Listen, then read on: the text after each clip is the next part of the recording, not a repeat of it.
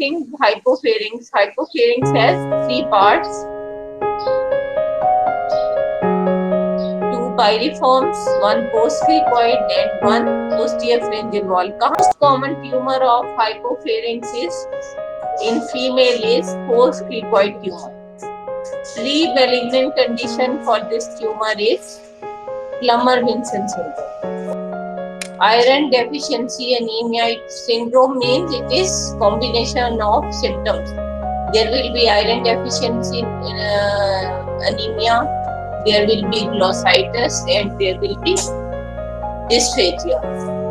Okay, so this is pre-malignant condition for postcricoid tumor that is commonly seen in females. Opening है basically. Yes, epiglottic folds and arytenoids and interarytenoid area. So cuneiform and corniculate cartilages are inside the epiglottic folds. ठीक है? इनका divides into two, superior laryngeal and inferior laryngeal. Inferior laryngeal is also called recurrent laryngeal nerve. Okay? So superior laryngeal supplies the inlet of larynx above the vocal cord. Sensory supplied to larynx from superior laryngeal nerve that is above the vocal cord. Its internal branch is sensory and external branch is motor to external cricothyroid muscles. ठीक है? ये आपको external cricothyroid muscle नजर आ रहा है जो कि किसमें होता है, ये एक्सटर्नली होता है. ठीक है, तो external cricothyroid muscle is supplied by external branch of superior laryngeal nerve. ठीक है, अब मसल्स आ जाते हैं inlet of larynx. All the muscles are adductor to vocal cords. Adductor means they bring vocal cords close to each other. ठीक है, इसको हम एडक्शन कहते हैं. एडक्शन किसमें होती है? During phonation. फोनेशन जब पेशेंट या इंडिविजुअल बोल रहा होता है तो एडक्शन होती है, जैसे ये इस तरह का मीट कर रहे होते हैं. ठीक है, तो ड्यूरिंग फोनेशन मीट कर रहे होते हैं, ड्यूरिंग रेस्पिरेशन अलग हो रहे होते हैं. ठीक है, इसको हम कहते हैं एबडक्शन. तो एबडक्शन किससे होती है? Only one muscle is for abduction, that is called posterior cricoarytenoid muscle. All the other muscles of the larynx are adductor to vocal cord. ठीक है, ये आपका MCQ question. So abductor to vocal cord, that is posterior cricoarytenoid, is supplied by recurrent laryngeal nerve. All the muscles of larynx are supplied by recurrent laryngeal nerve except external cricothyroid. Thyroid is the only muscles that is supplied by superior laryngeal nerve, external branch of superior laryngeal nerve. अब only one muscle is abductor to larynx, that is posterior cricoarytenoid. All the other muscles including external cricothyroid is adductor to vocal cord.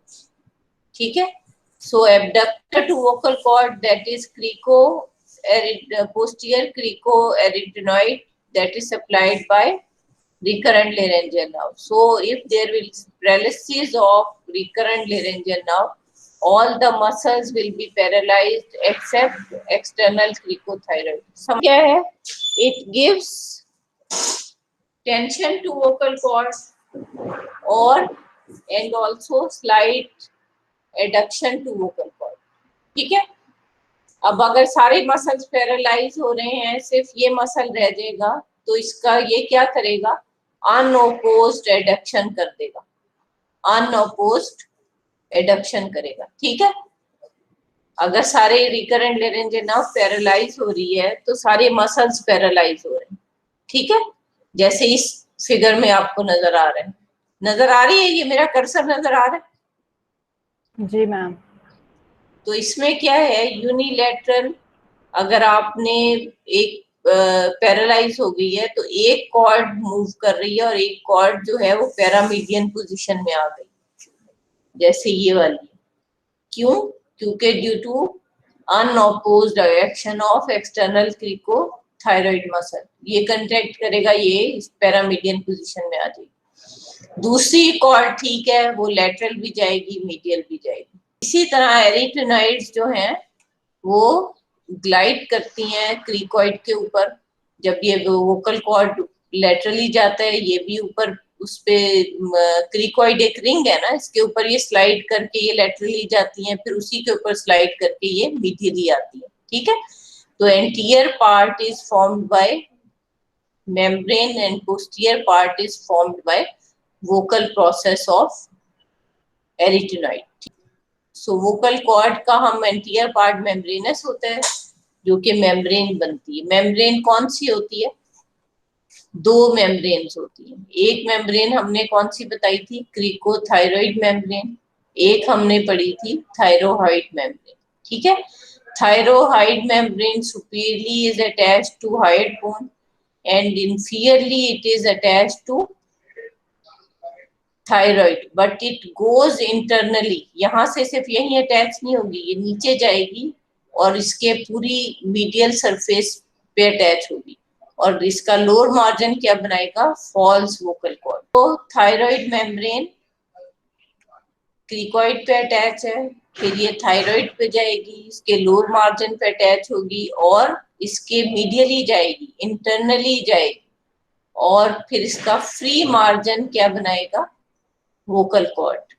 Vocal cord का anterior part is membranous, posterior part जो vocal process है वो एरिटेनॉइड cartilage. तो अगर इसका भी problem होगा एरिटेनॉइड cartilage का, तो फिर भी वोकल कॉर्ड की मोबिलिटी में प्रॉब्लम आएगी। ठीक है, अब वोकल कॉर्ड का क्या फंक्शन है? फोनेशन में ये एक दूसरे से मीट करती हैं, और रेस्पिरेशन में ये they get apart and they will open the larynx for respiration। ठीक है, जैसे इसमें आपको नजर आ रहा है, ये फोनेशन है। ठीक है, आप आराम से अभी बैठे हुए हो, आप सांस ले रहे हो, तो ये पूरा लेटरली नहीं जाएंगी, ये थोड़ा सा अलग जाएंगी, ऑक्सीजन आपको सही मिल जाएगी। जब आप एक्सरसाइज कर रहे होते हो तो फिर ये बिल्कुल लेटरल पोजीशन में चली जाती है, इसको हम कहते हैं फोर्स्ड रेस्पिरेशन। ठीक है, फिर जब आप बोलोगे तो ये इस तरह मीट कर जाएंगी। आपकी दूसरी वोकल कॉर्ड लेटरली जा रही है, मीडियली आ रही है, तो आपको कोई प्रॉब्लम नहीं होगा। सिर्फ प्रॉब्लम क्या होगा? होर्सनेस होगी, क्योंकि एक वोकल कॉर्ड सही मीट नहीं कर रही है, मूवमेंट उसकी सही नहीं हो रही, तो पेशेंट की आवाज जो है वो थोड़ी चेंज होगी। ठीक है, कुछ अरसे में क्या होगा कि यही वोकल कॉर्ड जो है ये मिड लाइन, नॉर्मल जो है वो मिड लाइन को क्रॉस करके इस कॉर्ड को मीट करना शुरू कर देगी। नॉर्मल का जो फंक्शन है वो ज्यादा हो जाएगा, वो मिड लाइन को क्रॉस करके इसको, जो कि पैरामीडियन क्या है? बिल्कुल सेंटर में। पैरामीडियन क्या है? सेंटर से थोड़ा हट के। ठीक है, क्लियर है ये शाइस्ता? हाँ जी मैम। ठीक है, तो जब आप बैठे हुए हो, आपकी एक कॉर्ड अगर पैरालाइज भी है, तो आपकी रेस्पिरेशन में कोई प्रॉब्लम नहीं होगी, क्योंकि दूसरी कॉर्ड जो है वो लेटरली जा रही है, मीडियली आ रही है। लेकिन जब आप एक्सरसाइज करोगे तो एक्सरसाइज में हमें कैसी चाहिए? कॉर्ड जैसे ये वाला है, बड़ी सी ओपनिंग चाहिए। तो अगर एक कॉर्ड पैरालाइज है तो एक कॉर्ड जो है वो सिर्फ खुलेगी, तो आपका जो ओपनिंग है वो इतनी ज्यादा नहीं होगी, जिससे ऑक्सीजन सैचुरेशन कम होगी। ठीक है, तो patient will be dyspneic in during exercise. उसका क्या होगा कि उसको होर्सनेस होगी, लेकिन कुछ अरसे बाद जो नॉर्मल है वो मिड लाइन को क्रॉस करके उसे मीट करना शुरू कर देगी। पैरामीडियन पोजीशन ऑपोजिट जो पैरालाइज कॉर्ड है उससे वो मीट कर जाएगी, तो उसकी होर्सनेस भी कुछ अरसे में इम्प्रूव कर जाएगी। ठीक है, और initially there will be mild hoarseness and there will be respiratory problem only during exertion. अब हम अगर देखें कि हमने एक साइड की पूरी वेगस नर्व डैमेज कर दी, सुपीरियर लेरेंजियल भी डैमेज हो गई और इंफीरियर लेरेंजियल, रिकरेंट लेरेंजियल भी डैमेज, यानी जो एक्शन हो रहा था एक्सटर्नल क्रिकोथायरॉइड का वो भी खत्म हो गया। क्लियर है? एक्सटर्नल क्रिकोथायरॉइड क्या कर रही थी कि वोकल कॉर्ड को वो पैरामीडियन पोजीशन में ला रही थी जब हमारी रिकरेंट लेरेंजियल नर्व पैरालाइज हो, ठीक है। अब Yes. हमने उसका फंक्शन भी खत्म कर दिया। एक कंडीशन ऐसी है जिसमें वेगस नर्व या दोनों नर्व्स अलग अलग डैमेज हो गए, तो एक्सटर्नल क्रिकोथायरॉइड भी यानी एक डेड पोजीशन आ गई है, नर्व सप्लाई एक साइड लेरेक्स की बिल्कुल खत्म हो गई। तो डेड पोजीशन में कॉर्ड किसमें होगी? लेटरल पोजीशन, ठीक है। ठीक है कि एक कॉर्ड जो है वो तो सेंटर में आ जाएगी, दूसरी कॉर्ड ऐसे ही रहेगी लेटरल, इस तरह की पोजीशन हो जाएगी, लेटरल कैडावरिक पोजीशन। कॉर्ड मीट नहीं करेंगी during phonation, so hoarseness will be more than when there is only recurrent laryngeal nerve paralysis। Cord बहुत ज्यादा लेटरली हो गई है, दूसरी कॉर्ड कंपनसेट नहीं कर सकती, ठीक है। पहले तो पैरामीडियन पोजीशन में है तो दूसरी कॉर्ड थोड़ा सा मिड लाइन को क्रॉस करके उससे मिलना शुरू हो जाती है, ठीक है। अब अगर बिल्कुल ही लेटरली चली गई है तो it can not be compensated by other cord, normal cord, तो होर्सनेस ज्यादा होगी।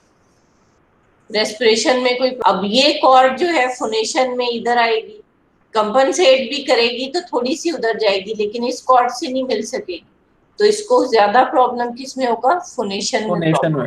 Phonation. रेस्पिरेशन में रेस्ट पे भी इसकी खुली हुई है, और जब एक्सरसाइज कर रहा है दूसरी खुल रही है, बंद हो रही है, तो इसकी ओपनिंग उतनी है, ठीक है। तो इसको रेस्पिरेशन में कोई प्रॉब्लम नहीं होगा। सिर्फ कॉर्ड ऐसी है जब रेस्ट में भी उसकी ओपनिंग इतनी रहेगी, ठीक है। ठीक है। तो इसमें दूसरा मसला क्या होगा? एस्पिरेशन का। जब आप सॉलो करते हो तो आपकी कॉर्ड्स, ये ग्लॉटिस बंद हो जाता है। अब ये कॉर्ड ऐसी है तो आप स्वेलो भी करोगे तो ये ओपनिंग खुली रहेगी, तो इसमें क्या होगा? फूड या स्लाइवा उसके लेरिंग्स से, ग्लॉटिस से होता हुआ चेस्ट में, लंग्स में जा सकते हैं, तो there will be mild aspiration problem भी होगा पेशेंट, ठीक है। ठीक है।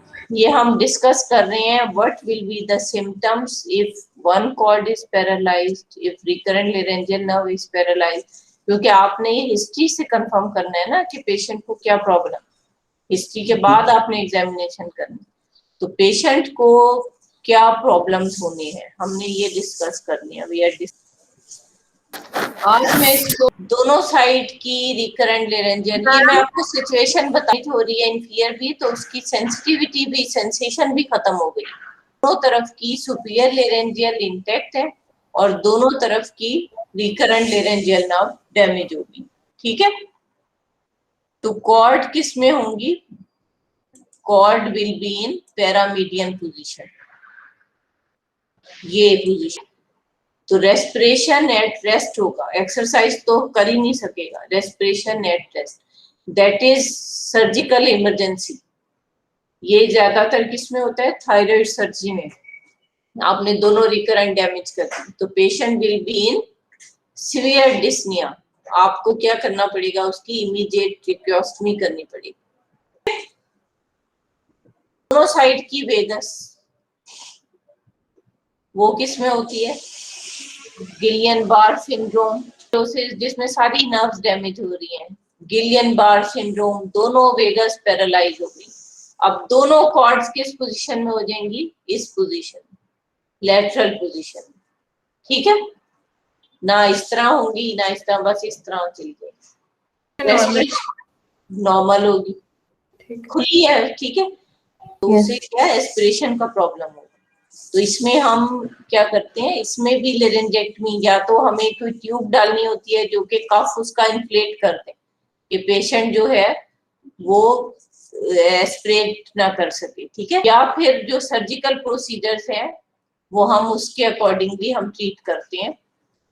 जैसे अब इसमें है, अगर कॉर्ड एक साइड की पैरालाइज है तो हम यहाँ इंजेक्शन लगा के उसे थिक कर देते हैं, तो दूसरी कॉर्ड उससे आसानी से मिल जाती है।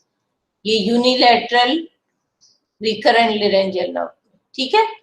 और अगर वेगस पैरालाइज है, लेटरल पोजीशन में है, तो हम मीडियलाइजेशन हम कहते हैं थायरोप्लास्टी टाइप 1, ठीक है। अगर पैरामीडियन पोजीशन में है, आपने इसको लेटरल करना है, इसको हम कहते हैं थायरोप्लास्टी टाइप 2, ठीक है।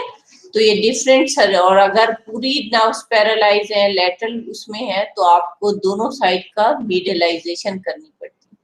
और अगर उसे रेस्पिरेटरी प्रॉब्लम है, दोनों कॉर्ड एडक्टर, दो कॉर्ड, आप कॉर्ड की लेजर सर्जरी भी कर सकते हो। एक कॉर्ड को आप, हाफ कॉर्ड को आप लेजर से खत्म कर देते हो, तो उसका रेस्पिरेटरी प्रॉब्लम ठीक हो